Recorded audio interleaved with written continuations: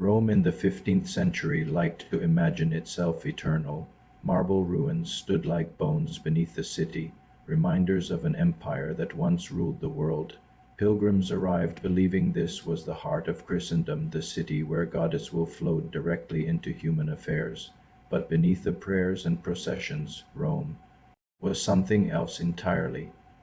It was a battlefield. Historians of the Renaissance often warn us not to confuse religious language with religious reality. As the scholar Paul Strathern observes, the papacy by this period had become less a spiritual office and more a sovereign state, complete with armies, treasuries, and diplomatic strategies rivaling any European monarchy. The Pope was not merely God's representative. He was a king, and Rome was ruled not by angels, but by families. The Orsini, the Colonna, names so old their feuds predated memory. They controlled land, cardinals, mercenaries, and mobs. Streets belonged to them. Churches belonged to them. Even violence belonged to them. The Vatican itself was not neutral ground. It was the grand prize. Every papal death triggered the same ritual. Alliances formed. Enemies plotted, gold moved quietly through trusted hands. Cardinals did not arrive at conclaves as holy men seeking divine guidance. They arrived as representatives of factions. Into this closed, hostile, blood-soaked system came a family that did not belong, the Borgias. Rodrigo Borgia was born in 1431 in the Kingdom of Valencia, what we would now call Spain. To modernize, this seems trivial, but to Renaissance Rome, it was everything. Italian chroniclers of the time repeatedly emphasized one word when describing Rodrigo: foreign. Not Roman, not Italian, not one of us. Historians like Ivan Claudius point out that Renaissance Italy was deeply suspicious of outsiders, especially those who rose too quickly. Power was supposed to circulate among known bloodlines. A Spaniard ascending within the church triggered resentment long before fear. Yet Rodrigo had something Rome respected above all else. His uncle, Alonso de Borgia, had become Pope Calixtus III in 1455. Nepotism was not an exception in Renaissance Rome, it was the system itself. Offices were family assets. Advancement was inheritance by another name. When Calixtus elevated his nephew Rodrigo to cardinal, few objected openly. They would regret their silence. Rodrigo did not rush.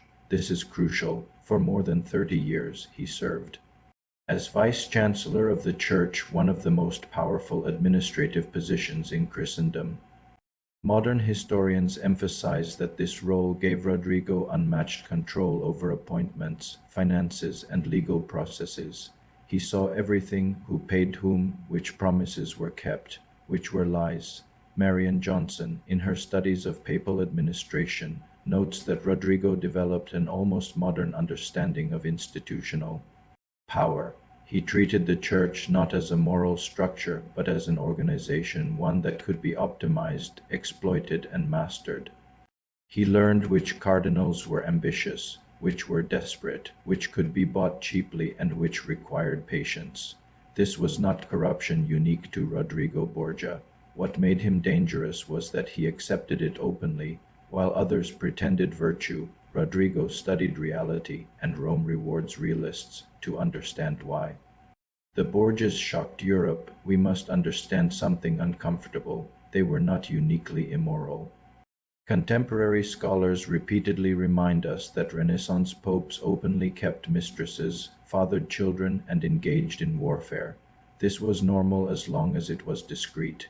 Rodrigo's sin was not indulgence, it was honesty. He did not renounce his lovers publicly, nor did he pretend his children did not exist. He acknowledged them, supported them, and most unforgivably intended to use them.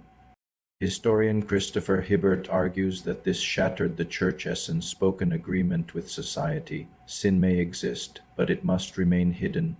Rodrigo refused, and in doing so, he exposed the illusion holding the entire system together. Money moved through Rome like blood. Benefices, church offices with income attached were sold, traded, promised. Land grants, bishoprics, and military support were bargaining chips in a massive political marketplace. Modern economic historians of the papacy stress that the Church required enormous funding to maintain its armies, buildings, and diplomatic presence. This funding did not fall from heaven, it was negotiated. Rodrigo mastered this economy. He did not merely bribe, he invested. Votes in future conclaves were secured years in advance. Debts were remembered, gratitude was enforced, loyalty was cultivated patiently.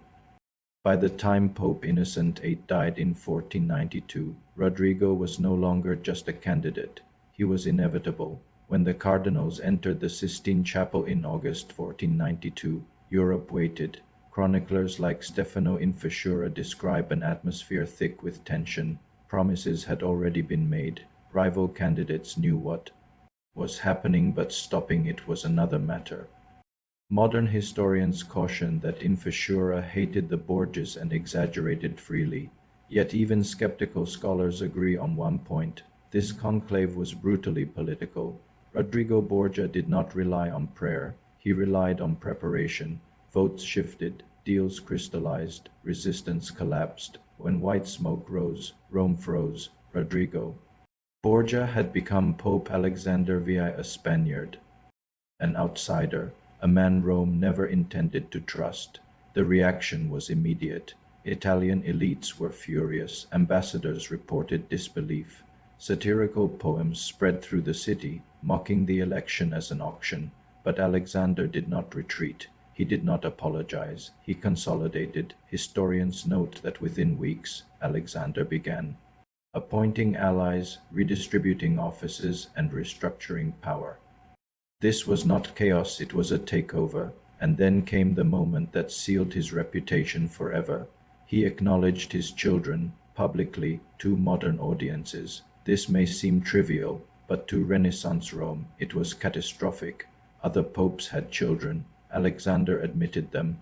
This stripped Rome of its favorite illusion that corruption was an exception rather than the rule. Scholars argue that this single act did more damage to Alexander's reputation than any later accusation of poison or depravity, because it forced Rome to confront itself, and Rome hated mirrors. With the throne secured, Alexander faced a choice: rule cautiously or rule decisively. He chose family, and in doing so, he transformed the papacy from a political office into a dynastic weapon. The Borgias were no longer climbing, they had arrived. As historian Caponi writes, Alexander VI did not corrupt the papacy, he revealed it. Rome had created this system. Rodrigo Borgia simply mastered it, but power invites consequence, and the moment Alexander turned his attention to his children, Rome's fear deepened, because now power would not die with the Pope, it would inherit the papacy. Was conquered without a single battle. Now the Borgias would fight to keep it, and their children would pay the price. White smoke is supposed to mean certainty. It tells the world that God has spoken, that divine will has settled on one man, and that debate is over.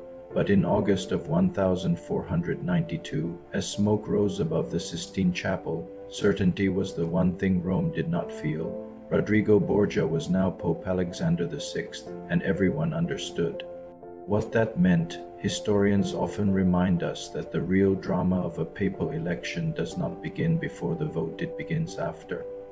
Because the question is never how a pope is elected, the question is whether he can survive the consequences. Alexander VI would not merely survive them, he would weaponize them. The conclave of 1492 shocked Europe but not Rome. Inside the Vatican, few were truly surprised. Rodrigo Borgia had been positioning himself for decades. He was wealthy, experienced, and deeply embedded in the administrative core of the Church.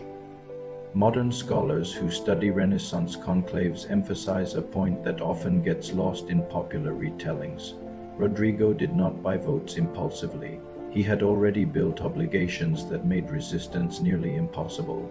As one historian puts it, many cardinals arrived at the conclave already indebted to him financially, politically, or personally. The vote merely formalized reality. Yet perception mattered to outside observers. This looked like corruption without restraint. Ambassadors wrote home describing Rome as a marketplace where holiness had a price. Satirical verses circulated through the streets, mocking the election as an auction of souls. Alexander did not respond. He did not defend himself. He moved forward. Nepotism was normal. Bribery was normal. So why did this election feel like a rupture? Because Rodrigo Borgia did not pretend otherwise. Historians like Christopher Hibbert argue that earlier popes maintained a theatrical distance between public piety and private indulgence. Alexander collapsed that distance immediately. He behaved not like a man who had achieved holiness, but like a man who had won power, that distinction. Terrified Rome, because it suggested that the papacy had crossed a threshold from sacred illusion into unapologetic rule. Alexander ruled as if everyone already knew the truth, and perhaps they did. Most new popes paused. Alexander acted. Within days of his election, he began redistributing offices, revoking favors granted by his predecessor, and installing loyalists in strategic positions. Renaissance chroniclers remark on the speed of these decisions. This was not arrogance, it was calculation. Alexander understood a fundamental rule of power. Hesitation invites opposition. Before his enemies could organize, he reorganized Rome. Before resistance could form, he redirected it. Modern political historians note that this resembles modern regime change more than medieval governance. Alexander did not wait to be loved, he demanded to be obeyed, and then came the moment that defined his reign. Alexander acknowledged his children, not privately, not reluctantly, publicly. Cesare I, Lucrezia, Goffredo, in Renaissance Rome. This was explosive.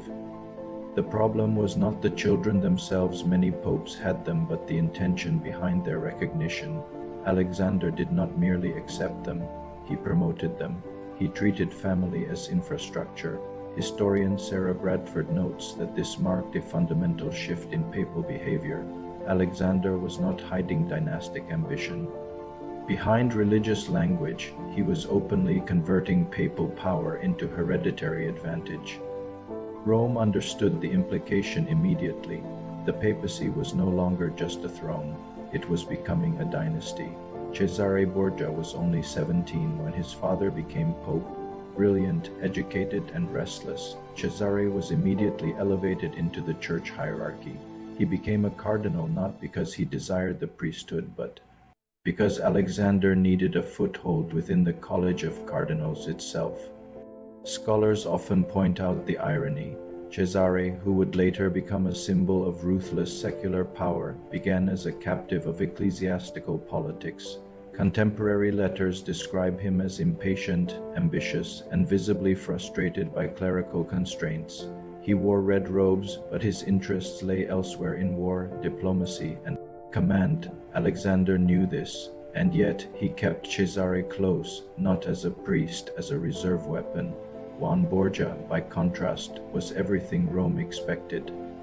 Handsome, confident, favored, Alexander showered him with titles and military authority, naming him Captain General of the papal armies. To outsiders, one appeared to be the future of the Borgia dynasty, the son who would inherit territory and legacy. Yet contemporary observers were less impressed. Several chroniclers noted Juan's lack of discipline and political skill.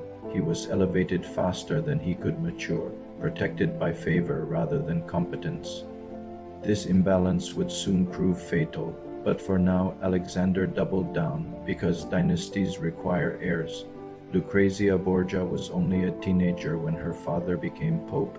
To modern audiences, her story is often distorted by later legend, but contemporary records reveal a different truth.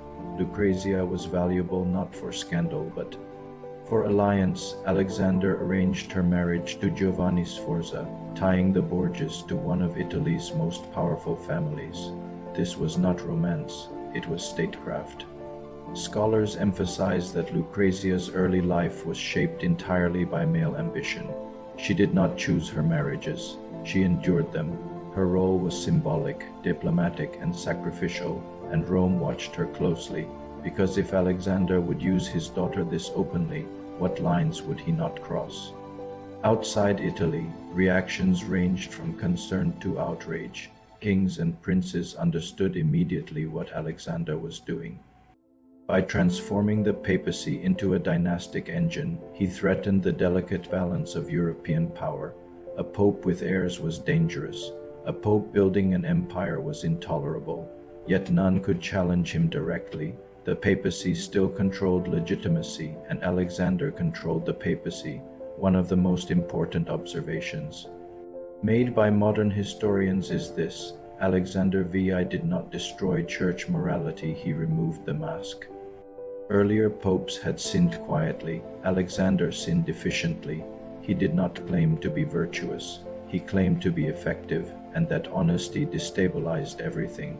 Because once the illusion collapses, the audience becomes hostile. Rome did not fear Alexander because he was immoral. Rome feared him because he was unashed. Contrary to popular myth, Alexander's early reign was not disordered. It was methodical.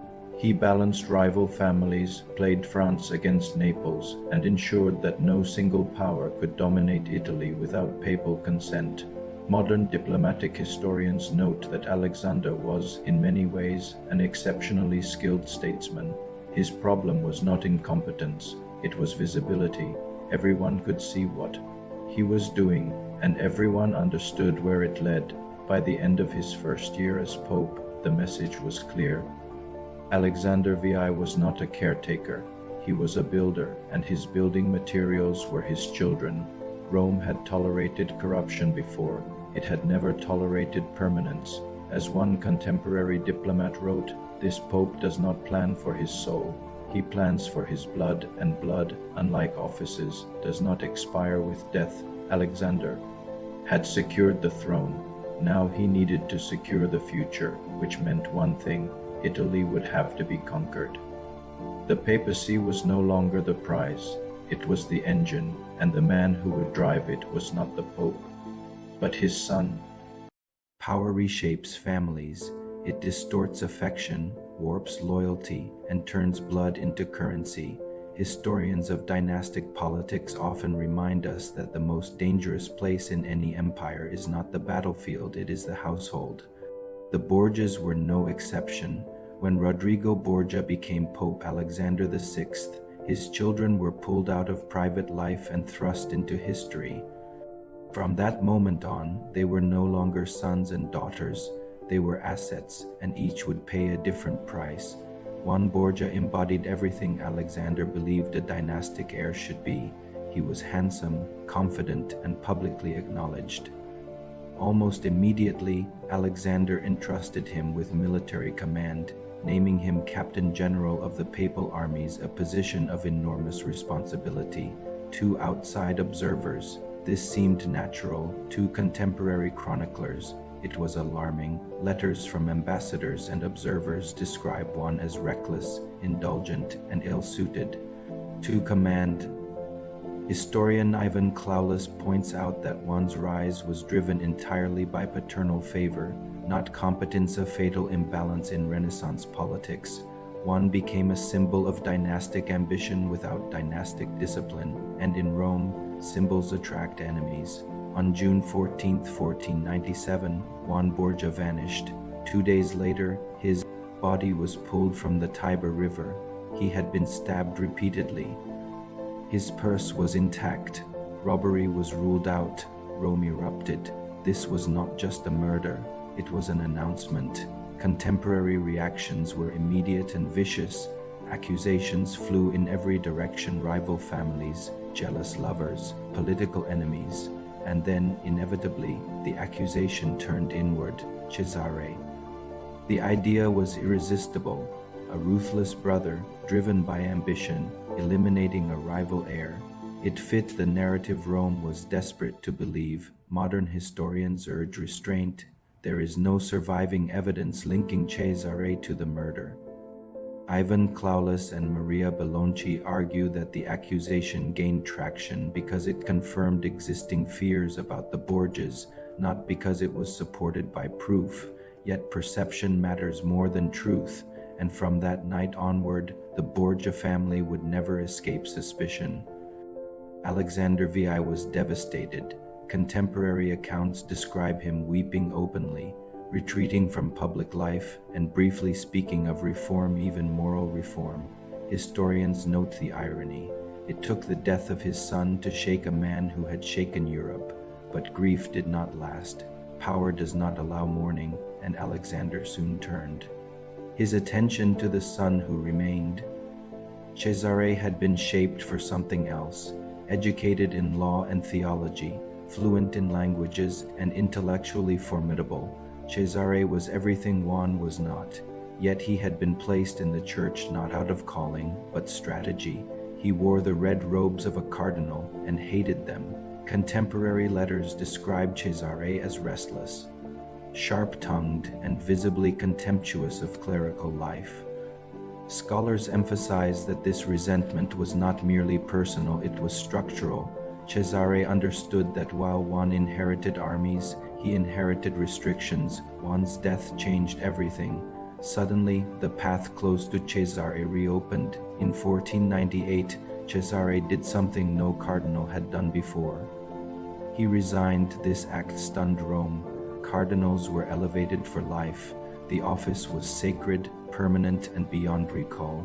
Cesare shattered that assumption, and with it, centuries of precedent. Historians see this moment as the psychological birth of the new prince.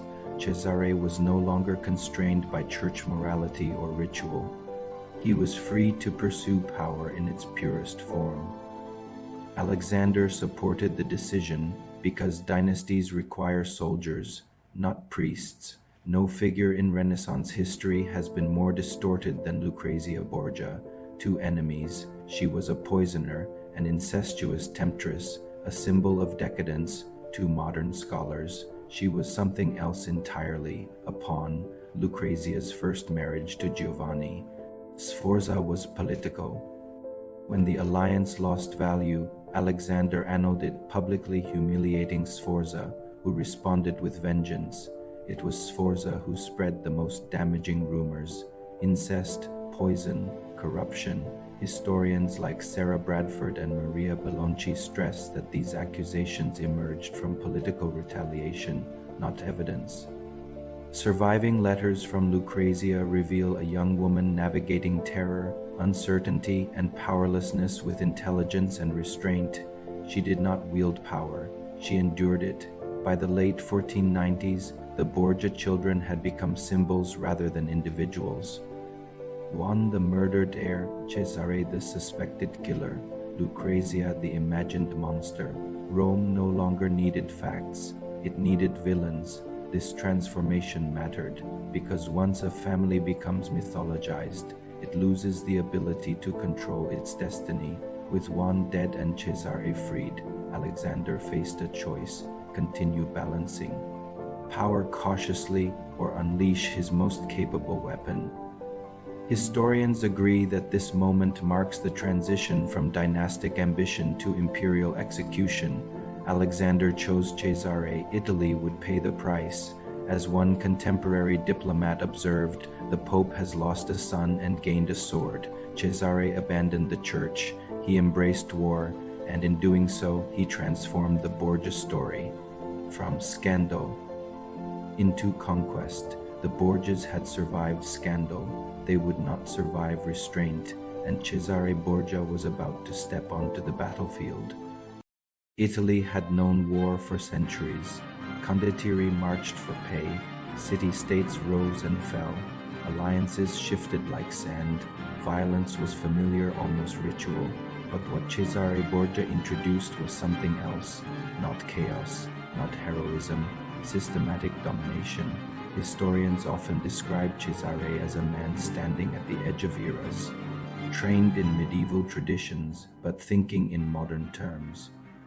Where others fought to win battles, Cesare fought to eliminate resistance permanently, and for the first time, a ruler applied political theory directly to the battlefield.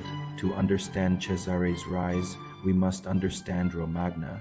Central Italy at the turn of the 16th century was fragmented, a patchwork of small city-states ruled by petty tyrants, unstable dynasties, and mercenary captains. Romagna, in particular, had suffered decades of misrule. Contemporary observers described it as lawless, violent, and exhausted. This mattered because Cesare did not present himself as a conqueror. He presented himself as order. Modern historians emphasize that this framing was deliberate. Cesare and Alexander understood that legitimacy did not require kindness, it required stability. If chaos ruled, even cruelty could feel like relief. Cesare's authority came from two sources. The first was his father. As Pope, Alexander VI issued bulls granting Cesare legal authority to depose rulers, seize territories, and command armies in the name of the Church. This gave Cesare something no condottiero possessed: divine legitimacy backed by legal documentation. The second source was France. King Charles VIII and later Louis XII saw Cesare as a useful instrument against Italian rivals. French troops, money, and political support flowed toward him. Historians often note the brilliance of this alignment. Cesare did not fight France. He rode its momentum. Cesare did not rely solely on brute force. He relied on psychology. Cities were given a choice: surrender peacefully and retain limited autonomy, or resist and face annihilation. This policy was communicated clearly, repeatedly, and ruthlessly enforced. Those who resisted were punished publicly. Those who submitted were spared. Over time, word traveled faster than armies. Cities opened their gates before the banners arrived. As one contemporary wrote, men feared his name more than his swords. One of the most studied episodes of Cesare's career involves his lieutenant, Ramiro di Orco. Ramiro was appointed governor of Romagna with a single mandate: impose order. He did so brutally: executions, confiscations, terror. Within months, resistance collapsed. Then Cesare acted. Ramiro was arrested, executed, and his body was cut in two and displayed in the public square. The message was devastatingly clear. The cruelty had not come from Cesare, the justice had.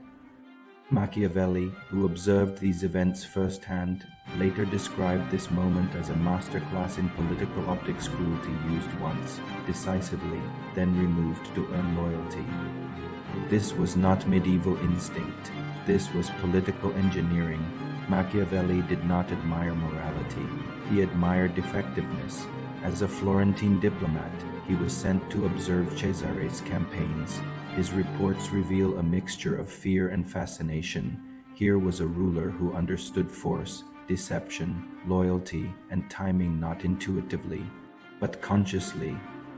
Scholars widely agree that Cesare became Machiavelli's primary living example when he later wrote The Prince, not because Cesare succeeded perfectly, but because he understood the rules before others did. Cesare treated power as a science. Machiavelli took notes. Success breeds enemies. By 1502, several of Cesare's allies, former condottieri and local rulers, grew terrified of him. They believed correctly that once they were no longer useful, they would be eliminated. They conspired. The Magione conspiracy was not an uprising, it was a preventative strike by men who knew Cesare's methods too well. Cesare responded with patience. He pretended weakness. He negotiated. He invited reconciliation. Then he struck. At Senegalia, Cesare invited the conspirators to a meeting under the promise of forgiveness. They arrived unarmed. They trusted him. They were arrested immediately. Some were executed on the spot. Others disappeared into prisons. Europe recoiled. This was treachery. Yes, but it was also final. No one would conspire against Cesare again, because now they understood there was no safe opposition. By late 1502, Cesare controlled much of central Italy. Order had been imposed, resistance crushed, fear perfected. Yet historians note something important. Cesare's system depended entirely on momentum. He ruled not by institutions, but by presence. His power required him to keep moving, to keep conquering, to never appear weak. This made his rule spectacular and fragile. Modern scholars still debate Cesare's legacy. Was he a monster? Or was he simply ahead of his time? He centralized authority, neutralized mercenaries, enforced law through terror, eliminated rival elites. These are the foundations of the modern state, but they were built with blood. Cesare was not building paradise. He was building permanence. At the height of his power, Cesare seemed unstoppable. Rome feared him. Italy bent before him. Foreign kings negotiated carefully, and his father still ruled the papacy. Everything aligned. But history does not forgive dependency, and Cesare's greatest strength, his father, was also his greatest vulnerability. Cesare Borgia had mastered war, fear, and power, but he had not mastered fate, and fate was about to remove the one man who made everything possible. Every powerful family eventually faces a moment when force is no longer enough, not because enemies are stronger, but because stories travel faster than armies. By the early 1500s, the Borgias ruled territory, commanded soldiers, and controlled the papacy. Yet across Italy and beyond, another force was rising against them. Whispers, not shouted accusations, not formal charges. Whispers passed through courts, taverns, monasteries, and diplomatic letters. Poison, incest, black masses, secret murders. The Borgias were no longer merely feared, they were becoming monstrous. And once a family becomes a monster in the public imagination, facts stop mattering. Modern historians emphasize something crucial: scandal. In Renaissance Italy was not accidental, it was strategic.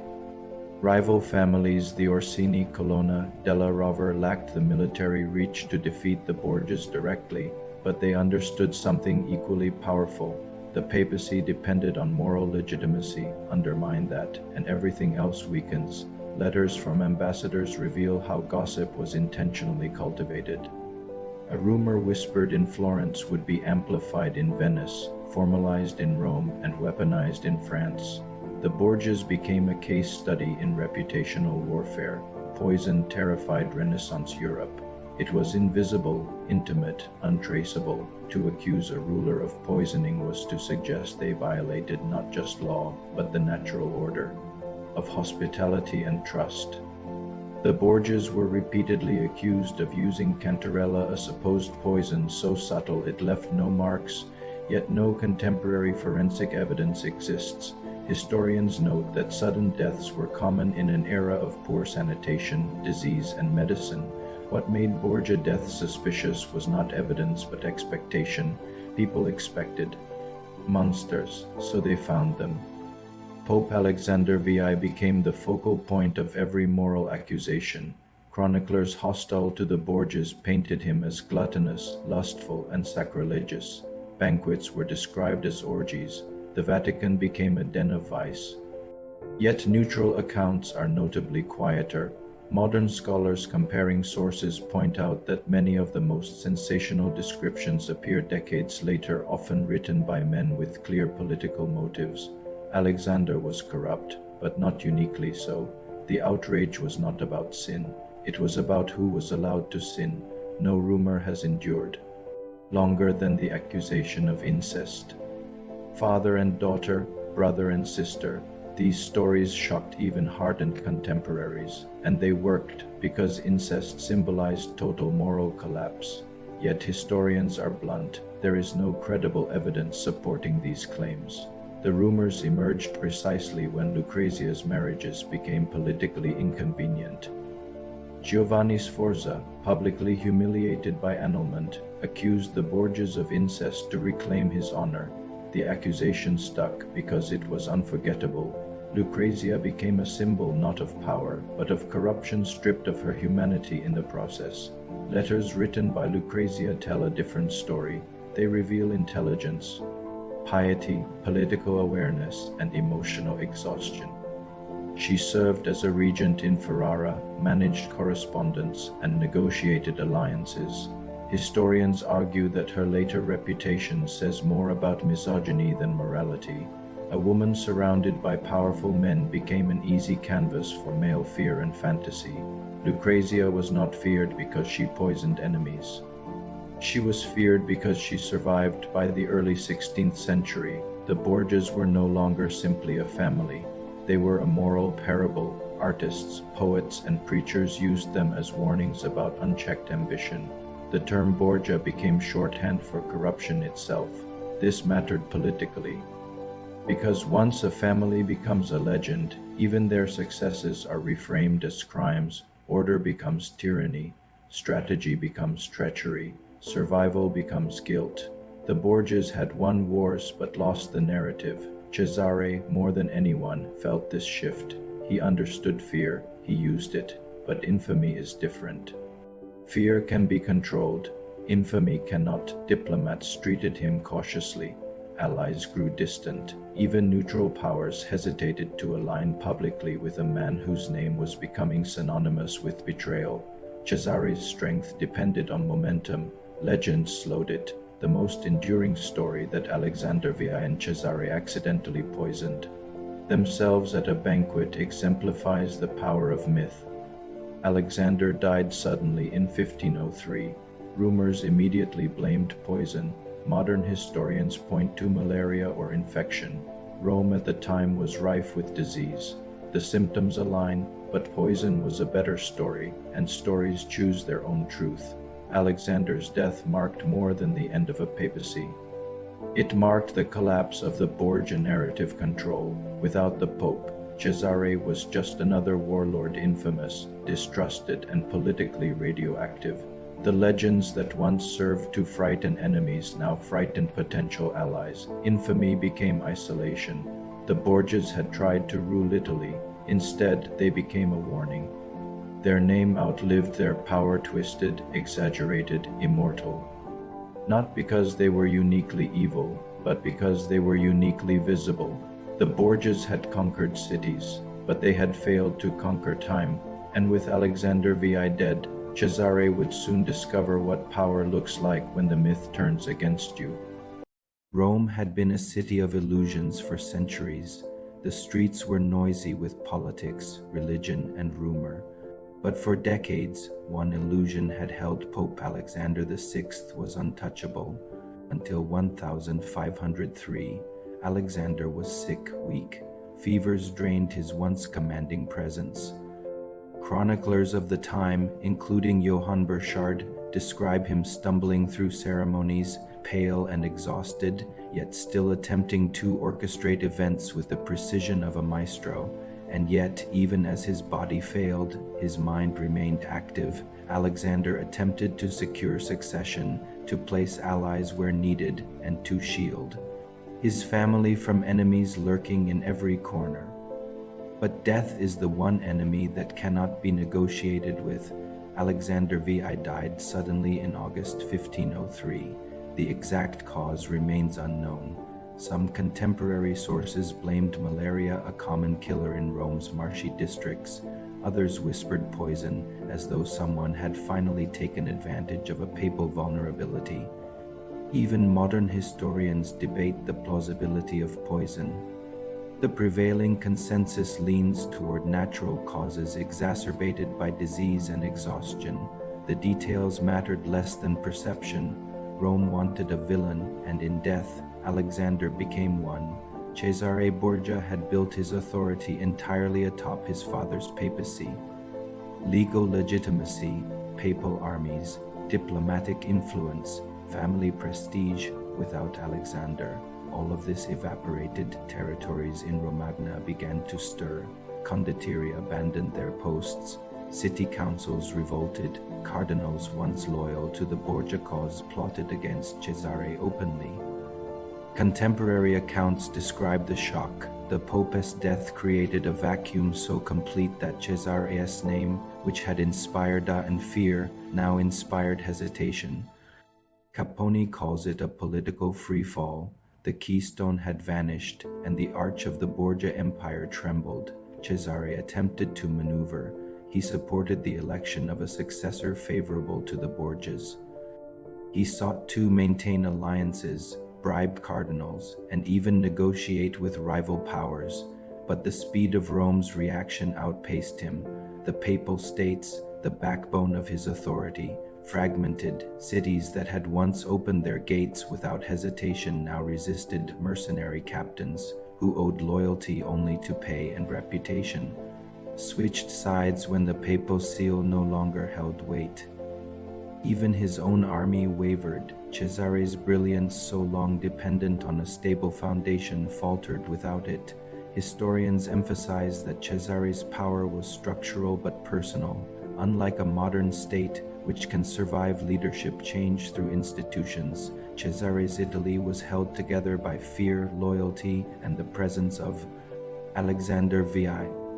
Once that presence was gone, institutions could not enforce obedience. Cities that had yielded now resisted. Allies that had been bribed or intimidated now revolted. Even loyalists questioned their survival. Letters from the period describe Cesare's desperation. He moved quickly, but the momentum was gone. Rome's politics, intricate, volatile, and deeply factional, overtook him. This is where genius meets reality. Mastery of power in theory does not guarantee mastery in practice. Alexander V's death also triggered internal pressure. Lucrezia, married into the Este family, distanced herself from Borgia affairs. Juan was gone. Cesare faced enemies on all sides. Even minor conspiracies became deadly threats. Rival families exploited the vacuum. The Orsini, Colonna, and Della Rovere seized towns and influence. Rome, once obedient, now plotted. The dynasty Alexander had carefully constructed began to crumble in a matter of months. Amidst politics and strategy, one cannot forget the personal toll. Cesare reportedly mourned his father privately, briefly, but effectively. He knew that grief could not interfere with action. His father's death was a political earthquake, and he was at the epicenter. Contemporary observers describe Cesare as stoic, controlled, and strategic, yet there is a hint in the letters and chroniclers. Notes of the fear that even he felt. The one man who had been his source of power was gone, leaving him exposed. The Papal States erupted. Cardinals plotted elections. Factions scrambled. Mercenaries seized cities. The sudden power vacuum created chaos across central Italy. Historians describe these months as a domino period, each town, city, and political actor recalculating allegiance based on immediate survival rather than loyalty or ideology. Cesare's genius, the ability to dominate by fear, calculation, and timing, was powerless against the randomness of a father's death. One of the most striking lessons historians emphasize is this: Alexander VI's careful orchestration of Borgia power was entirely personal. No institutions survived him. No bureaucracies were strong enough to enforce dynastic continuity.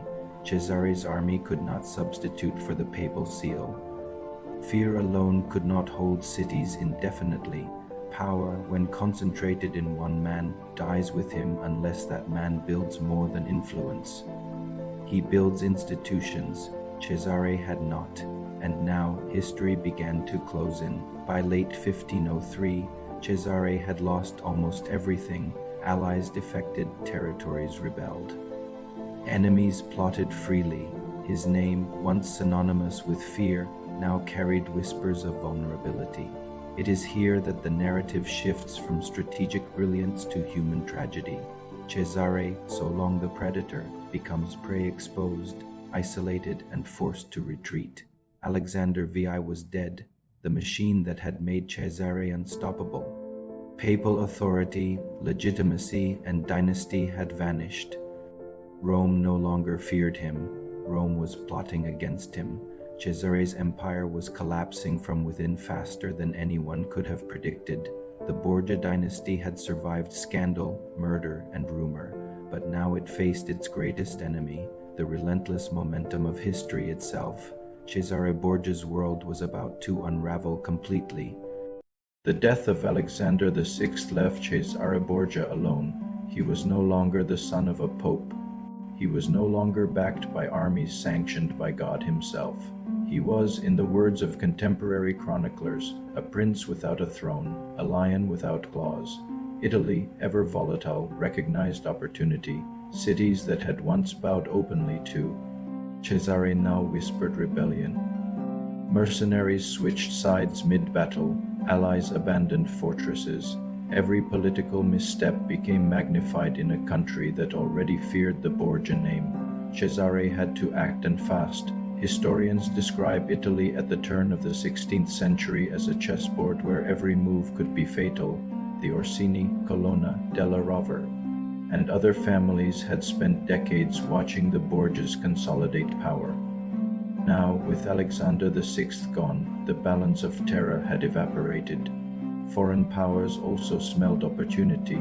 France, which had long allied with Cesare, had its own ambitions in Romagna and Naples. Spain had interests in northern Italy. Venice watched with wary calculation. Cesare was no longer negotiating from strength, he was negotiating from survival. Cesare attempted one final consolidation of his territories. He marched into Romagna, trying to reassert authority over cities that had slipped from his control. His strategy relied on the same principles he had mastered: intimidation, diplomacy, and ruthless elimination of resistance. Yet this time it failed. The cities resisted, knowing Cesare lacked papal backing. Mercenary captains refused to fight without guarantees. Even Ramiro di Orco's brutal reputation could no longer guarantee obedience. Cesare had learned that fear is only useful when it is supported by power, and his support had vanished. By 1504, Cesare's Romagna campaign had failed. He was forced into exile, wandering from Florence to Ferrara, seeking allies, money, and protection. His reputation remained fearsome enough to inspire caution, but not enough to rebuild an empire. Historians note the psychological toll of this period. Cesare had been the apex of Italian power, and now he was constantly vulnerable. Letters revealed tension, urgency, and the constant calculation of survival. This was a man accustomed to commanding cities and armies, now reduced to negotiating with petty rulers and nobles for food, shelter, and a small retinue of followers. Cesare attempted to reinvent himself. He offered his services as a military commander to the Spanish crown. He hoped to regain relevance in Naples or Navarre, offering experience, strategy, and the knowledge that he could command fear effectively. Spain received him cautiously. He fought some campaigns with skill, but European politics had moved on. His legend preceded him and often intimidated his potential patrons into hesitation. Cesare was feared but no longer needed. This is the key insight modern historians emphasize: power without legitimacy is fleeting. Without a father on the papal throne, Cesare's skill, intellect, and ruthlessness could not secure a lasting position. Even allies turned on him. In Navarre, Cesare was betrayed. A shift in Spanish politics led to his imprisonment in 1506. Historians describe this period as symbolic. The once dominant Borgia heir master of intimidation and war, now a prisoner of the state he hoped to serve. During imprisonment, Cesare's influence disappeared. Mercenaries deserted him. Italian cities ignored him, and the European courts no longer feared him as they had when he commanded armies in his father's name. Cesare Borgia's story in exile is often portrayed as a moral lesson: power is fleeting. But historians emphasize the human cost. The man who had mastered fear, diplomacy, and strategy experienced absolute dependency for the first time. Survival depended not on skill, but on the whims of those stronger than him. Letters and chronicles describe a mixture of defiance and despair. Cesare remained intellectually formidable, respected by peers for his cunning and insight. Yet his hands were tied. The world had shifted. The conditions that had allowed him to rise, papal support, loyal armies, and fear as leverage, no longer existed. Cesare's final years were brief and unremarkable compared to his former glory. He was released from prison in 1507 and attempted to regain influence in Italy, but the political landscape had hardened. His enemies were entrenched, his allies diminished, and the Papal States were reorganizing under new leadership. Cesare died in 1507 during a minor military engagement in Navarre. Contemporary accounts note the irony. A man who had commanded fear across Italy, who had been the model for Machiavelli's The Prince, died as a relatively minor military commander far from the palaces and armies that had once defined him. Historians often reflect on Cesare Borgia as a case study in the fragility of concentrated power. He had achieved brilliance through strategic insight, ruthlessness, and careful preparation. Yet his dependence on his father's authority and the institutions of the papacy made his power inherently unstable. The lesson: genius can dominate only when supported by legitimacy. Fear can conquer cities, but it cannot preserve dynasties. Alone, by the time Cesare died, the Borgia dynasty had collapsed politically. Territories were lost, alliances dissolved, and Rome returned to factional politics. Yet their story endured. Their names carried myth, legend, and caution. Writers, artists, and historians immortalized them as symbols of ambition, cunning, and moral corruption. The Borgia family, once feared in life, became immortal in story. Their real power eclipsed by the legends that grew around them. Cesare Borgia's campaigns, exile, and death illustrate the ultimate paradox of power. Brilliance without sustainable structures is fragile. The Borgias had risen through skill, ruthlessness, and the papacy itself. But once that support vanished, the empire crumbled almost instantly. Italy moved on, Europe remembered, and history transformed individuals into icons larger, darker, and more enduring than the people themselves ever were. The Borgia children were gone, the dynasty was broken, and the papal throne returned to new hands. Yet the shadow of their ambition would linger for centuries. The question remained: did the Borgias fall because of their sins, or because they revealed the truth about power itself? The Borgias are dead, the castles are abandoned, the armies dissolved, the papal bulls that once elevated them now rest in archives, yet the name Borgia endures, in history books, in art, in literature, in whispered stories across Europe. Why? Because the Borgias were never just a family, they were a mirror reflecting the contradictions of power, morality, and human ambition. The Borgias story begins with Rodrigo Borgia, Pope Alexander VI. His papacy transformed the papal office from a religious institution into a political engine capable of dynastic ambition. Scholars such as Christopher Hibbert and Sarah Bradford argue that Alexander VI's papacy illustrates the transition of the Renaissance Church from spiritual authority towards centralized political power. Cesare Borgia, his son, took this further. Military historian Ivan Claulas describes Cesare as the first modern prince in Italy, a leader who combined legal authority, strategic vision, psychological warfare, and ruthless efficiency. He became Machiavelli's real-world model in The Prince, demonstrating how fear, cunning, and decisive action could consolidate power. In political terms, the Borgias pioneered methods that would later echo across Europe: centralized authority, systematic enforcement of loyalty, and strategic use of propaganda and rumor. Even failure cannot erase these innovations. They became a blueprint for future rulers. But history did not preserve the Borgias as they were. It preserved the stories others wanted told. Poison, incest, and orgiastic feasts, these images dominate popular imagination. Writers, rival families, and political enemies cultivated a black legend to explain and vilify Borgia success. Modern scholars, comparing contemporary sources to later accounts, find that much of what endures is rumor. Letters, diplomatic dispatches, and third-party chronicles reveal exaggeration and intentional misrepresentation. Lucrezia Borgia, once portrayed as the archetypal femme fatale, emerges from careful study as a politically intelligent woman. Navigating survival in a patriarchal, violent world. The lesson: legends endure because they satisfy human appetite for narrative. Facts matter less than the story people choose to believe. Artists, writers, and playwrights have immortalized the Borgias in countless forms.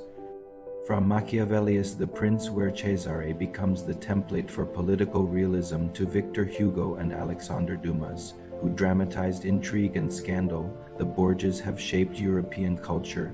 Even modern television and cinema reinterpret them as archetypes of ambition, cunning, and corruption. This is not simply fascination with sin. It is fascination with power made human and vulnerable. The Borgias teach several enduring lessons. Power without structure is fragile. Cesare's brilliance failed once it lacked papal backing. Perception shapes reality. Rumor and legend eclipsed achievements, demonstrating the political weight of narrative. Ambition invites both fear and isolation. Alexander and Cesare conquered Rome, but enemies multiplied faster than allies.